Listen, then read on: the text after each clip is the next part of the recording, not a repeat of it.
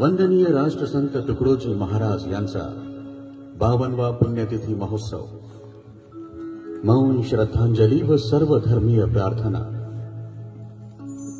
अखिल ब्रह्मांडांच्या चराचरात वास करणारी विश्वात्मक चैतन्य शक्ति है। विश्व योग इसका, विश्वात्म देह इसका, अशा दिव्य संकल्पाला स्वतःचा श्वास बनवून वाहणारा युगद्रष्टा, क्रांति नायक, अध्यक्ष हूं मैं विश्व का और विश्व मेरा कार्य है म्हणणारे अधिकारी पुरुष, मानवतेचे महान पुजारी, वंदनीय राष्ट्रसंत तुकडोजी महाराज यांच्या 52व्या पुण्यतिथी निमित्ताने आयोजित मौन श्रद्धांजली व सर्वधर्मीय प्रार्थना करिता उपस्थित सर्व महानुभाव, सज्जन व माता बंधू भगिनींचं आरंभ बहुउद्देशीय संस्था सेवाश्रम वर्धा आपले हृदयापासून स्वागत करीत आहे।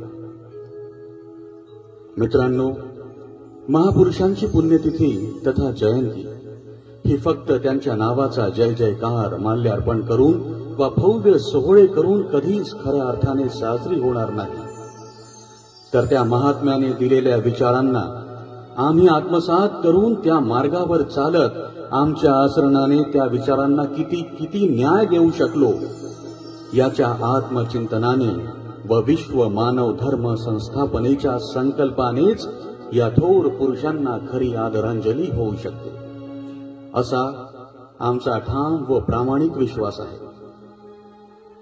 जगतात वाद जे जे मिटवोनी सर्व ही ते, माणुसकीस दागी किती गोड ही प्रणाली। या युक्तीने आपण सर्व सहृदय संकल्पबद्ध होऊया। गुरुदेव हमारा प्यारा है जीवन का उजियारा या संकल्प गीताने।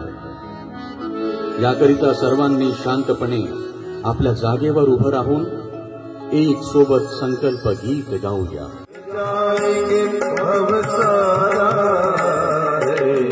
जीवन का उजियारा गुरुदेव हमारा।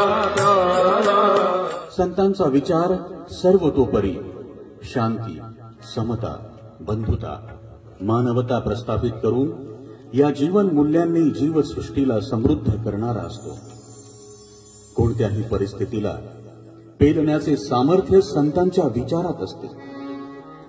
है संत दुनिया में जगे तब ही दुनिया खड़ी रही, उनके प्रतापों से आज तक नहीं नीचे ढली। इतना जगत में पाप है अंदाज के बाहर चला, वो संत ही का पुण्य है जो आज तक जग ना ढला। आज सबंध विश्वात कोविड-19च्या प्रादुर्भावाने झालेल्या हाहाकाराचे आपण सर्व साक्षी आहोत। मृत्यूच्या भीतीने स्वतःला कोंडून घेतलेल्या माणसाला आज स्वतःच्या अभिमानी बुद्धीलाही सिद्ध करण्यासाठी ही मुभा प्रकृतीने दिली नाही।